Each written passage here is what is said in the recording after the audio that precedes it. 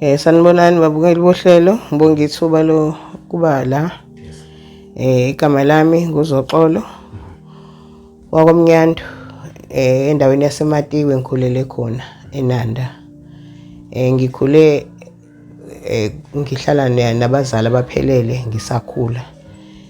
Kwase ngokuhamba kwesikhathi bahlukana abazali, mhlawumbe ngangineminyaka ewu-5 years to 6 years. Ukuhlukana kwabazali kushuthi baba wadayisa umuzi, uma waseyahamba wayohlala kubo kama wakhe khona eMatikwe. Sahlala-ke khona lapho, bengifunda eNyonthweleni esikoleni. Ngalezi khathi zo-UDF sahlangana nabantu beshisiwe befakwa amathayi. So kulezo yikhathi-ke sengihlala kubo kama, uma kwafanele ukuthi ahamba sishiye khona nomfana wasekhaya omncane eyofuna amatoho ukuthi sikwazi ukuphila ngoba ubaba wayesehambile. So ekuhambeni kama-ke eyofuna amatoho ngasala la kamamncane kama wami. So besiyingane siwumndeni omningi, kukhona ney'ngane zomamncane, kukhona nomalume abanye engikhula kanye nabo, umalume esilinganayo nabo, nobanye omalume abadala. So bengiyingane ukuthi njalo uma ngabe mhlampe sibuya esikoleni ngiwashe izitsha, ngenze yonke into. Uma ngiqeda lapho kuzosebusuku mese kulate, ugogo mese yangithuma esitolo, ayongithuma mhlampe sesiyokwenza isiqatha ngoba ekhaya bekudayisa isiqatha kubo kama. Ngihambe ngalozo zikhathi utshwala besiZulu. Yebo, utshwala besiZulu, umqombothi. So uma ngibuya lapho nje kushuthi bekugogo ongenandaba nami ukuthi ngihamba ebusuku noma kwenzakalani, ngoba iy'ngane zomamncane zona bey'ngathunywa, bekuyiba yimina nje, ngoba-ke nami phela uma ubengekho vele iduzane.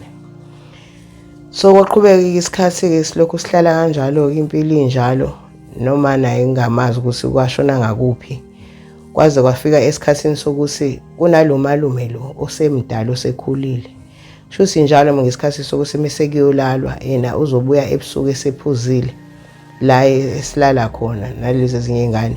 Mina-ke wayejwayele ukungithatha angibamba anginkinge, athi ngingasho ngingatsheli muntu, meke ngakhuluma uzongibulala mese engenza ucansi ngenkani. Shuthi ngaleso sikhathi ngangina-8 years.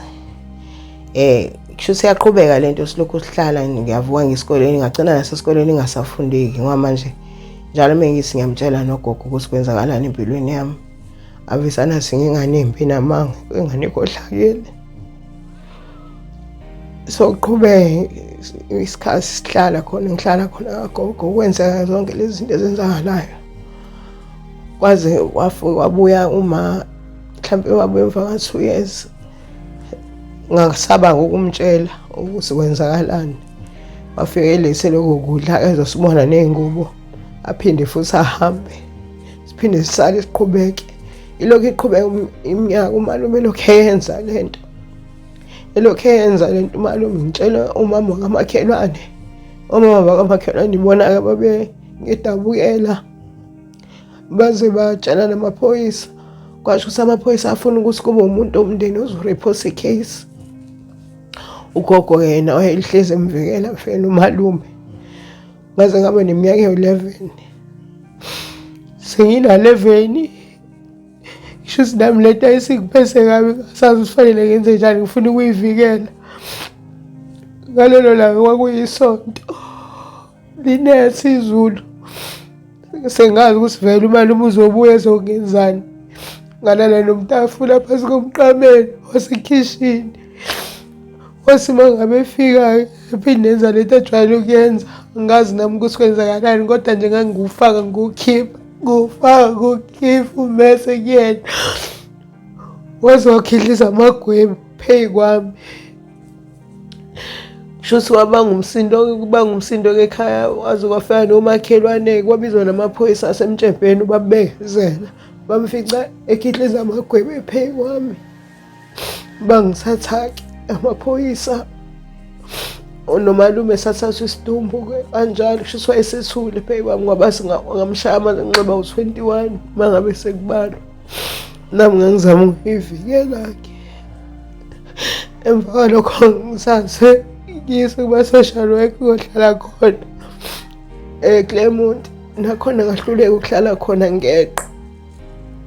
ngeqa ngalezo ikhathi ngathola abangane babeyihlalela edrobheni.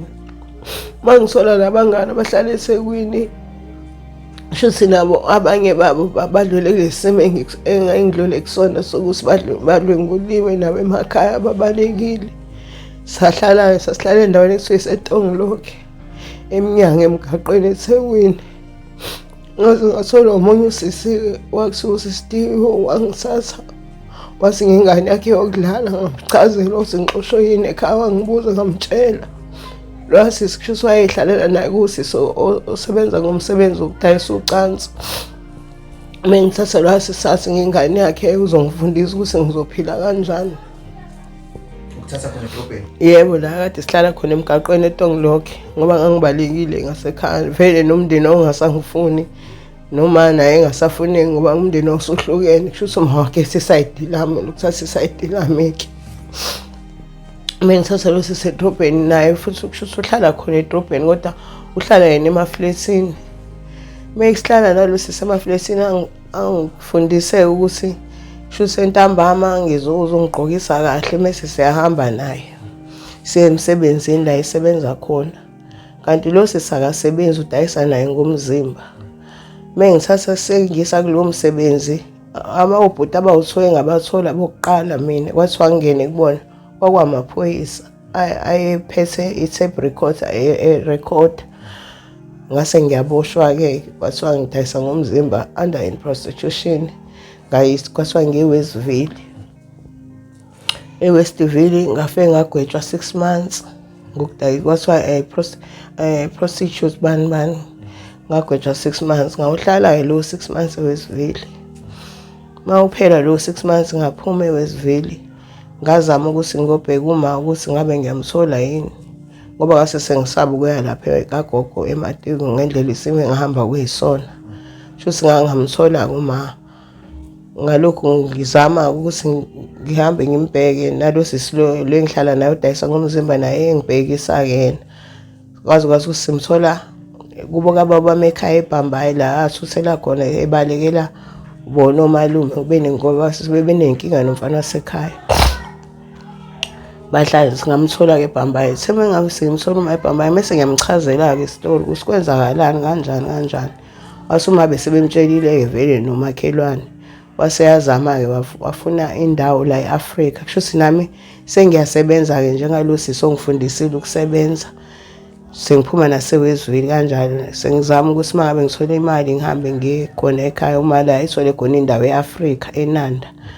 Kwakuwusurum nje udaka unganathayela sasihambe sibacoshotha emzini nabantu ukuthi kufulelwe.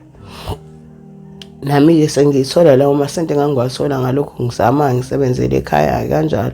Kodwa nje ngingakazi ngize ngisole counseling noma naye wayengazi ukuthi uzokwenza njani ngoba manje naye ingane yasekhaya nakho nami lana ney'nkinga ziningi enganandawo naye ey'hluphekela. So ukusebenza kwami-ke kulo msebenzi ngangena kanjalo ngaze ngaba i-sex worker. Ngize ngibe i-sex worker-ke kusukela kuleso simo engadlula kusona. Ngazama-ke ngathola abantu bengihlukumeze kuwona lo msebenzi. Abanye bangiphathe kahle, abanye bafune nje ukuthi bakwenze icansi noma ikanjani ngendlela ethandwa yibona.